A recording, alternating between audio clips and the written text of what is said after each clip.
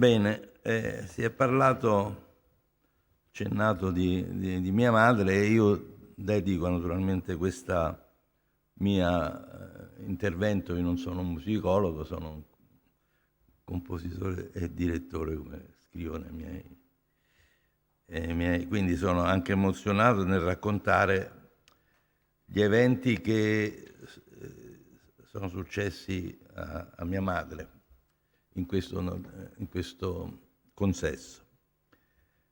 Adriana Panni fu la più cara amica di Igor Stravinsky in Italia dal 1954 al 1971, anni in cui la signora Panni organizzò numerosi e importanti concerti di musica di Stravinsky, sia diretti dall'autore stesso, sia diretti da altri. Così Robert Kraft inizia il ricordo di mia madre nell'opuscolo a lei dedicato 2 anni dopo la sua scomparsa nel 1994. Lui ne sapeva qualcosa, essendo a sua volta invitato a dirigere da lei numerose volte alla Filarmonica, da solo o in duetto con il maestro. 2 parole, forse per questa la foto, si vede sì, la prima foto.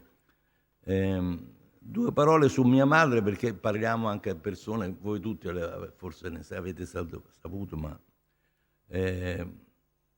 volevo ricordarla. Dunque, Adriana Panni è nata nel 5 e morta nel 94, quindi ha vissuto tutto il secolo. Pur non essendo musicista, era solo un'appassionata di musica e fu una figura di primo piano nella vita musicale e culturale romana nel secondo Novecento. Entrata a 40 anni nel 1945 come semplice addetta alla propaganda e all'ufficio stampa dell'antica associazione di dilettanti Accademia Filarmonica Romana, fondata nell'821, ma ormai languente, ne risollevò le sorti con l'entusiasmo, la capacità organizzativa e la carica di simpatia che riusciva a suscitare in chiunque l'incontrasse.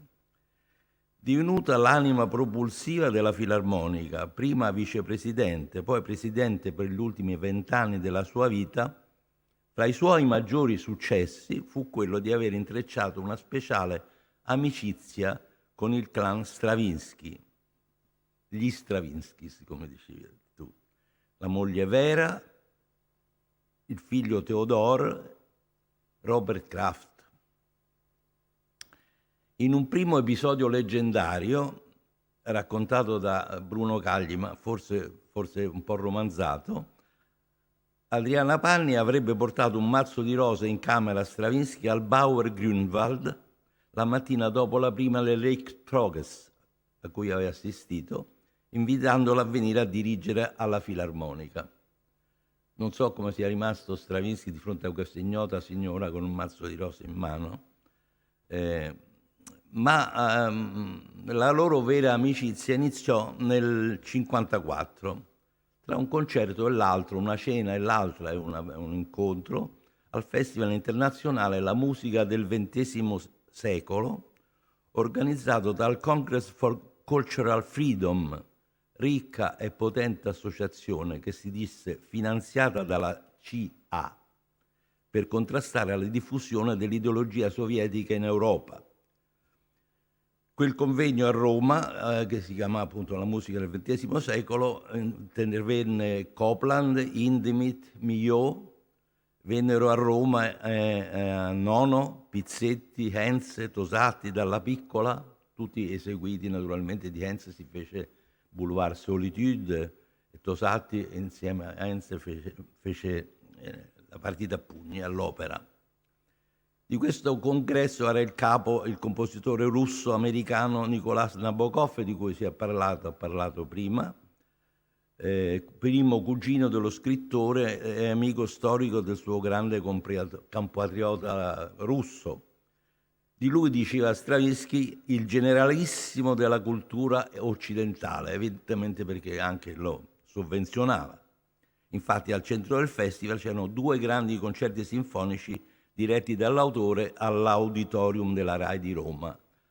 Nel 1954 fu un anno molto importante. per il ritorno di Stravinsky in Italia, perché dopo la carriera di Libertino ci furono questi grandi concerti. La Filarmonica partecipò al festival con un concerto da camera diretto da Kraft all'Eliseo, in cui si eseguì per la prima volta il settimino. Vediamo se si vede, va avanti? No. Non va avanti nessuno. Sì, eccolo qua. Questo è il programma della Filarmonica, firmato da Ildebrando Pizzetti, non da Stravinsky, in cui si presenta, ci fu questo concerto che era appunto organizzato da Nabokov con Casella, Stravinsky, Copland e Pizzetti. E fu il primo ingresso, diciamo, del clan nella Filarmonica, che,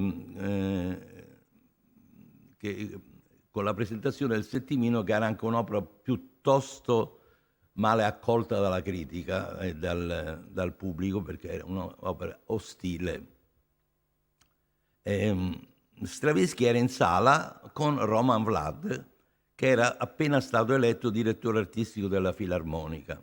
Roman Vlad era l'autore di una serie di trasmissioni su Stravinsky, in cui si era fatta tutta la sua opera alla radio in occasione del suo, mi pare, 70° anniversario, e poi raccolto in un libro che era abbastanza noto, e riuscì a convincere Stravinsky anche con una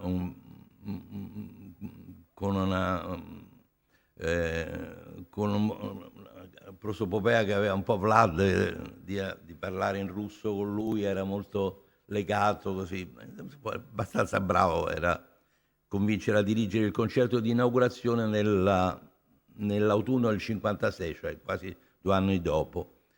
Adriana contribuì a stringere i legami adulando la moglie Vera come pittrice. Lei era una pittrice abbastanza simpatica, che era nata come pittrice, non era vero che fosse una ballerina, era una disegnatrice di costumi per Diaghilev. In realtà lei disegnava i costumi e fu invitata a fare la parte della principessa nella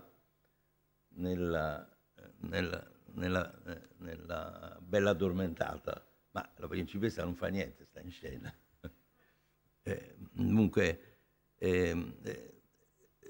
la mostra della Vera Stravinsky fu alla Galleria d'Arte, in quel momento più nota a Roma, la Galleria dell'Obelisco, diretta da Gasparo Dal Corso e della giornalista mondana Irene Brin.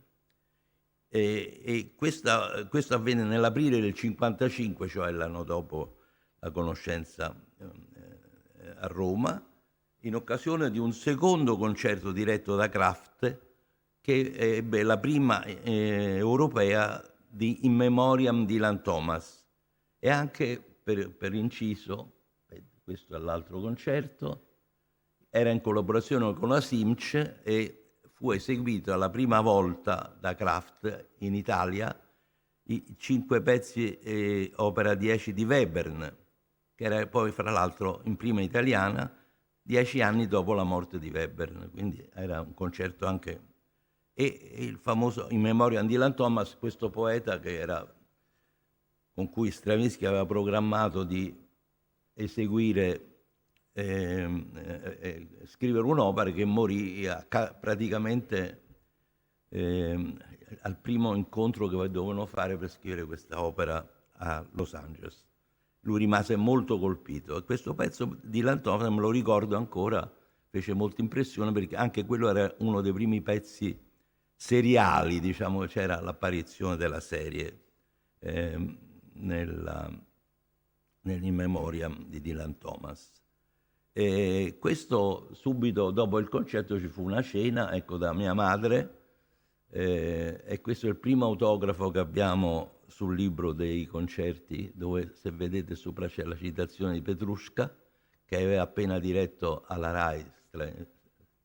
Stravinsky aveva fatto Petrushka, e c'era The Charming Lady Adriana Panni, My Very Best Wishes, Igor Stravinsky, aprile 55, ricordo questa cena.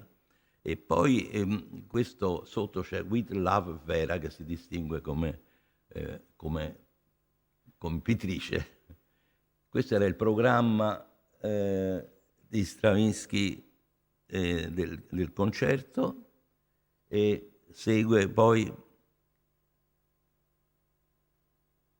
questo è quello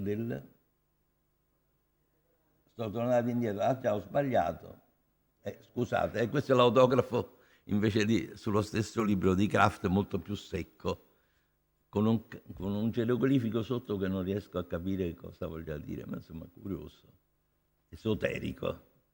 Questo è un quadro invece di Vera Stravinsky che mia madre comprò a quell'esposizione e che rimase in casa per molti anni, adesso è scomparso.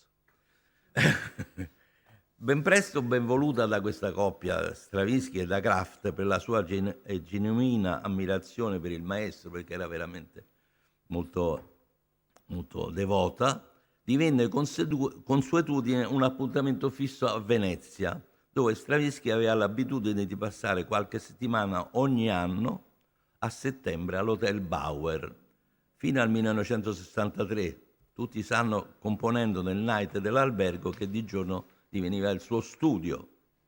Nel settembre del 1956 ci fu la prima del Canticum Sacrum in San Marco e io ero presente all'avvenimento. E ecco qua, questo sono io con Stravinsky e mia madre a 17-16 anni, prima del Canticum Sacrum.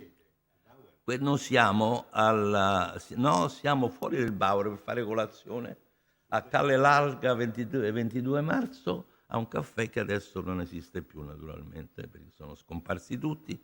Calle Larga 22 marzo. Qualche mese dopo, seguendo appunto l'invito di Roman Vlad, Stravinsky diresse la prima del Canticum Sacrum a Roma, alla Filarmonica, e nella seconda parte Robert Kraft diresse l'Histoire du Soldat, che mancava da prima della guerra a Roma in forma teatrale.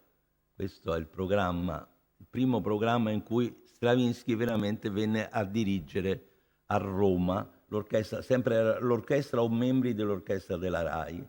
E questo era il programma, questa è la parte che riguarda il Canticum Sacrum, e questo invece è il concerto, la parte che dirigeva Kraft nella seconda parte, con una messa in scena molto divertente, molto con attori della Comédie Française, insomma una grande esecuzione teatrale della storia del soldato. La formula del concerto, questo è curioso, perché in tutto il mondo Stravinsky andava a dirigere sempre facendo a metà con Kraft. Metteva come scusa il fatto che era anziano, c'era qualcuno che gli doveva preparare l'orchestra, ma secondo noi, non noi tutti, era anche un modo per tenersi vicino e ringraziare il biografo e segretario e consigliere e tutto, che era portalettere di Stravinsky. Volevo aggiungere che a quello che aveva detto prima Dario, una mia interpretazione di questi strapazzanti, frenetici viaggi in su e giù per l'Europa in questi anni di Stravinsky. E sempre a quattro mani, incastrati uno dietro l'altro, avrebbero stancato chiunque. E questo signore un po' anziano, un po' mal ridotto, cosa lo spinge? Perché fa tutti questi viaggi in tutto il mondo? Lo stesso Bob scrive in quei giorni proprio di quegli anni: perché faccio tutti questi sciocchi concerti? Questo sta nelle memorie di Stravinsky, nelle memorie di Vera. Allora si disse per avidità di denaro, ma c'era qualche cosa di più che lo obbligava a caricarsi di impegni per non soccombere a un'angoscia interna, suppongo. E mi ricorda il soldato dell'Histoire, che a marché, a beaucoup marché. Lui era proprio questo istinto vagabondo che doveva muoversi. E in fondo, come dice Vera, sognava sempre di tornare a casa sua a Los Angeles. Quindi anche lì il soldato sogna sempre di tornare a casa. È uno strano personaggio. Comunque qui c'è la foto del 57. Questa è la foto che ho fatto io personalmente qui davanti alla Fenice, perché non ci furono concerti di Venezia, ma il gruppo venne comunque al Bauer, dove Igor Stravinsky ha terminato Agon, che aveva interrotto per fare il Canticum Sacrum. Fu l'occasione di un pranzo memorabile per noi, in cui Stravinsky incontrò De Chirico. Non si vedevano dagli anni 20, anche De Chirico aveva collaborato con Diaghilev, aveva fatto le Bal di Rieti e aveva fatto anche Casella La Giara, però da quel tempo non si erano mai più incontrati, perché Stravinsky era partito. E io, 17enne, ho immortalato quel pranzo in una serie di foto in Campo San Fantin, nelle calli fino al Bauer. Questa è la prima, adesso ce n'è tutta una serie, questa è una foto a cui mia madre teneva molto, fra l'altro è un montaggio perché non era così, ma lei se la teneva così. Ricordo di Venezia, firmato da Stravinsky e sotto anche da De Chirico. E questo invece è mia madre con Vera, con cui veramente legò moltissimo, questo davanti al Bauer, al ponte di San Moisè. Gli Stravinsky tornarono a Roma nel 1958 per una seconda mostra all'Obelisco e Igor per una esecuzione mirabile delle Nozze a novembre al Teatro Liceo, che io ricordo come una cosa memorabile, anche perché Nozze era un pezzo che a Roma dall'epoca di Casella non era stato mai più eseguito per la difficoltà del raggruppare i 4 pianoforti, eccetera, e tutte le percussioni, coro. E lì sempre con la collaborazione. Questa è la mostra di Vera e questa è Vera, il suo catalogo dell'Obelisco con la sua foto. Vedete che l'immagine dice quanto avesse cambiato anche di stile, perché da Klee qui passa invece a una specie di Picabia. Questo invece è il programma di Roma del 58 e il programma con le Nozze di Stravinsky, che vedete i pianisti, c'era la Gabriella Asciutti, la Cadoni, il Paolo, poi c'erano i pianisti biondi, Cafaro, Perrotta e Postiglione, quindi erano i migliori che c'erano sul posto, e tutto il gruppo dei percussionisti guidati da Leonida Torrebruno, che era il capo delle percussioni della RAI. E io ho assistito a questa esecuzione con grande interesse. Nel frattempo il mio tema, che era le lettere tra mia madre e il gruppo degli Stravinsky, naturalmente non potrei leggerle in pochi minuti, ne ho messe 45 fino al 1960, poi ce ne sono altrettante fino al 63 e poi quelle dopo, eccetera. Però volevo leggervi alcune lettere che riguardano il divertente episodio dell'acquisto dei 2 manoscritti di Canticum Sacro e Agon, acquistati da mia madre da Stravinsky. È una vicenda abbastanza singolare. In una lettera, febbraio 58, quindi era già stato eseguito Agon. Ora una cosa personale, scrive mia madre a Stravinsky, Kraft. Non osa dirlo a lui. Come le dissi a voce, vorrei tanto avere un autografo del maestro, per esempio quello di Agon. Naturalmente non gratis, ma dando la cifra corrispondente a quella che il maestro riceve altre volte. Sarebbe possibile? Le sarei molto grata se attraverso il suo interessamento potessi realizzare questo mio grandissimo desiderio, eccetera, eccetera, saluti. Toccato da questa appassionata richiesta, o forse non tanto ingenua, risponde di suo pugno immediatamente in francese, come sempre, Igor in persona. Cara Adriana, traduco per il pubblico, Vi ho scritto ieri per il contratto che naturalmente stavano facendo per il concerto del 58 e oggi, come vedete, vi scrivo per un altro motivo. Bob mi dice che desiderate avere un manoscritto mio e possibilmente quello di Agon. Il vostro desiderio mi tocca molto e mi imbarazza perché ho una collezione di manoscritti che vendo per l'intermediario di un agente. Il prezzo di un manoscritto come quello di Agon è molto elevato per la finanza italiana. Ci basiamo evidentemente sul dollaro, che fa una cifra importante in lire italiane. Tuttavia vorrei aiutarvi. Per questo mi dovete dire il limite di quello che voi volete, potete o contate spendere. Et donne-nous les autres. Questa è una frase che mi ha molto divertito. Aiutiamoci a vicenda. Cioè mia madre doveva aiutare Stravinsky, cosa molto simile. Votre sympathiquement dévoué Igor Stravinsky a penna rossa, perché lui poi le firme le faceva con cuoricini, cuoricini tutto a penna rossa.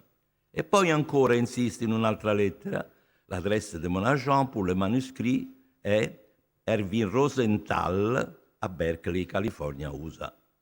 Gli scrivo di voi e vi scriverà in francese al soggetto dei manoscritti che possiedo e dei prezzi per darvi un'idea. Qualche giorno dopo il mercante Rosenthal gli scrive invece in perfetto italiano, non devo tradurre. Gentile signora, il signore Igor Stravinsky mi comunica che ella ha in animo di acquistare il suo manoscritto di musica, che le ha dato il mio nome quale suo rappresentante in materia. Come tale è pronto a darle ogni informazione, vorrei pregarla, anche lui, di darmi un'idea di quanto particolarmente vi interessa su un manoscritto singolo, ovvero una serie di spartiti, perché ce n'era proprio una collezione da vendere. E se la sua preferenza è rivolta a un'opera determinata o a un'epoca speciale dell'attività del compositore, nell'attesa di un suo cenno, eccetera, eccetera. Nel frattempo Adriana aveva già scritto a Erwin Rosenthal chiedendo i prezzi. E infatti la risposta di Erwin è chiara ed esauriente, con la tipica proposta del mercante di uno specialissimo sconto solo per lei signora, si riprende tutti e due in perfetto stile italiano. Erwin Rosenthal a Adriana Vanni. Gentile signora, posso ora indicarla con precisione, attenzione, i dati che la desidera sui 2 manoscritti di Stravinsky. Agon, mercante, spartito completo, 98 pagine scritte, annotate con data e firma di Igor Stravinsky. Canticum Sacrum, spartito orchestrale e vocale, 52 pagine, ugualmente scritte, annotate, firmate con data da Igor Stravinsky, tanto per evitare equivoci. Ambedue i manoscritti sono scritti a lapis, sembra un po' la storia del soldato, quello che vende le cose al maggiore offerente. Ambedue i manoscritti sono scritti a lapis, nella bellissima e nitida forma calligrafica propria a Igor Stravinsky, su carta leggermente trasparente del tipo che il maestro usa da anni e che egli stesso denomina transparent master, ovvero transparent manuscript. Questo lo faceva Stravinsky per non dover mandare i suoi autografi in giro, li scriveva già sulla carta lucida e li mandava in Europa all'editore, che era Busi & Oaks a Londra, li mandava in fotocopia. Mi sono consultato con lui circa il valore di suddetti manoscritti e, dato il desiderio del maestro di proporre una cifra al di sotto dello standard osservato in altre occasioni, sono giunto al seguente risultato. Agon, $2.750. Canticum, $1.600. Meno pagine, meno prezzo, naturalmente. Per 2 manoscritti in blocco, sintesi, $4.000.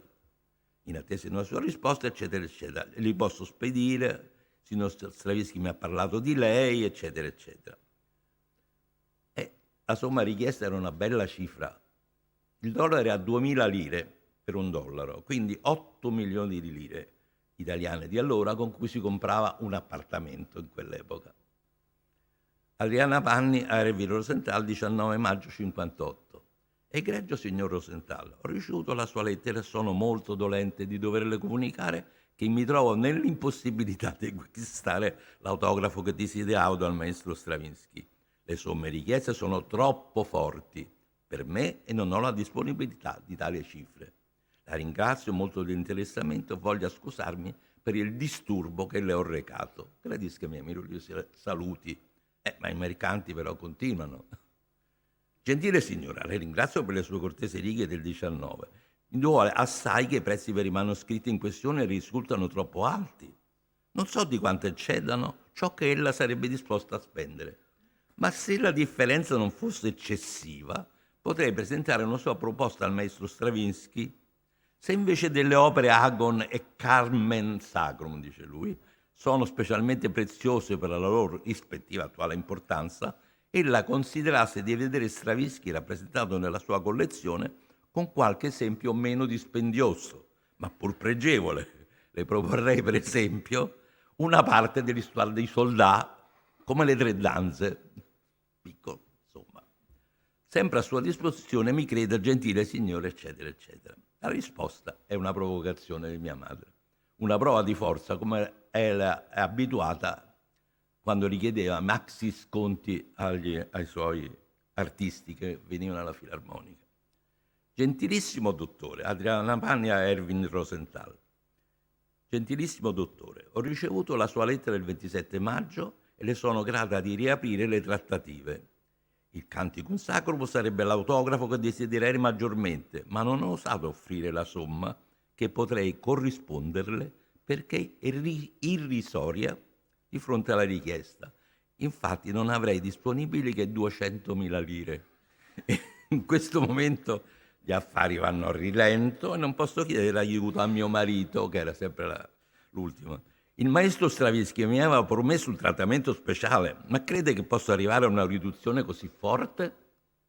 Spero ricevere una buona notizia e la prego di gradire i miei ringraziamenti per la sua cortesia. $100 erano praticamente al cambio al 2058 erano $100 rispetto ai 2.600 per il cantico che aveva chiesto, quasi 16 volte meno. La risposta di Rosenthal era molto seccata. Gentile signora, voglio scusare il ritardo di questa mia risposta alla sua lettera del 23 giugno. Come ella ben intuisce, la somma che ella ha a disposizione è talmente lontana da una purché minima valutazione di un manoscritto del maestro Stravinsky che non è neanche il caso di entrare in argomento. Spero che in avvenire ella possa pensare di soddisfare il suo desiderio in base a una più adeguata premessa. Intanto la prego di gradire i miei migliori saluti ed ossequi e di credermi sempre a sua disposizione, non lascia proprio la presa. Devotissimo suo Erwin Rosenthal. Invece le cose andarono in un altro modo. Dopo il successo trionfale del concerto delle nozze di Stravinsky a Roma, la mostra di Vera all'Obelisco e l'insistenza probabilmente di mia madre, che la vedeva sempre a Venezia, la questione dei manoscritti si sblocca. Igor Stravinsky cede alla modesta offerta di Adriana Panni $600 per i 2 manoscritti al posto di 4.000 e riceve la buona notizia da Teodoro Stravinsky in persona, il figlio pittore, probabilmente a Roma per organizzare la sua mostra ecco, questo è Teodoro Stravinsky con il ritratto della regina Maria José, che viene a Roma per fare una mostra e gli fanno una prima pagina sul settimanale Oggi. Allora venne a Roma e lo stesso Teodoro Stravinsky le porta i manoscritti, i 2 manoscritti. Cara signora, vi riporto con queste righe e secondo l'istruzione di mio padre 2 dei suoi manoscritti autografi sono le partiture di Agon e del Canticum Sacrum. Mio padre crede sa che vi si interesserebbe di vederli, essendo dato che sono 2 manoscritti interamente di sua mano e tutti e 2 unici e in forma definitiva. La carta speciale insiste e necessità dalla tecnica di riproduzione impiegata dall'editore Teodoro Stravinsky. Naturalmente lui glieli porta, però in cambio mia madre gli compra un quadro, sapendo che il tipo era. E quindi a questo punto proprio li ha sedotti. E quindi ringrazia nel 59, l'anno seguente, in cui Stravinsky non venne a Roma nel 59, anzi andò in Giappone, fece dei viaggi stranissimi, Sud America, andò dappertutto, ma non venne in Italia. Caro ed illustre maestro, ho avuto la visita di suo figlio Teodore che mi ha portato i suoi manoscritti. Le sono sinceramente grata della sua premura verso di me e di essermi venuto incontro dandomi la possibilità di soddisfare il desiderio che le avevo espresso a Roma doppiamente, che evidentemente a Roma lei aveva insistito nel 60. Ho visto Nabokov, qui ritorna Nabokov, che era di passaggio a Roma, e mi ha dato ottime notizie della salute sua e di Vera, perché mi ha detto anche, e questo è interessante, che sarebbe vostra intenzione di trovare un appartamento a Roma. È vero, ne sarei veramente felice. Un abbraccio. Questa storia dell'appartamento a Roma è interessante perché lui nelle conversazioni a tavola sempre ripeteva che lui voleva trasferirsi in Italia, precisamente a Roma, dove incaricò mia madre di trovare degli appartamenti che gli convenissero. Non venne a Roma per delle ragioni finanziarie, perché lui diceva il trasloco costa troppo. Era semplicemente, aveva una biblioteca immensa, quindi non andò in porto, però veniva sempre molto volentieri, soprattutto gli piaceva la cucina romana e la compagnia. Torna a Roma per un altro concerto con la prima di Movements nel 1960. Stravinsky scrive in quell'occasione, evidentemente questo è il concerto di Stravinsky, in quell'occasione, anche questo sempre diviso tra lui e Kraft, e in quell'occasione gli firma il manoscritto con una dedica.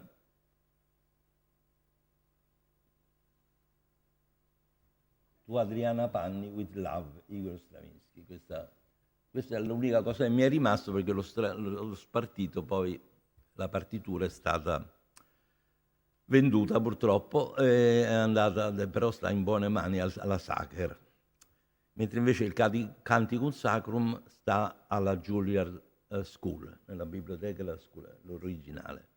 Tutte queste cose sulla carta su cui scriveva sono state poi importanti, queste lettere, perché nessuno voleva credere che quello fosse il solo autografo di Stravinsky, di Agon e di Canticum. Però, come testimoniano tutte le cose che ha scritto, lui scriveva la bella copia che mandava, era la bella copia, certo non erano gli appunti, però scriveva su quella carta. E molte volte al momento di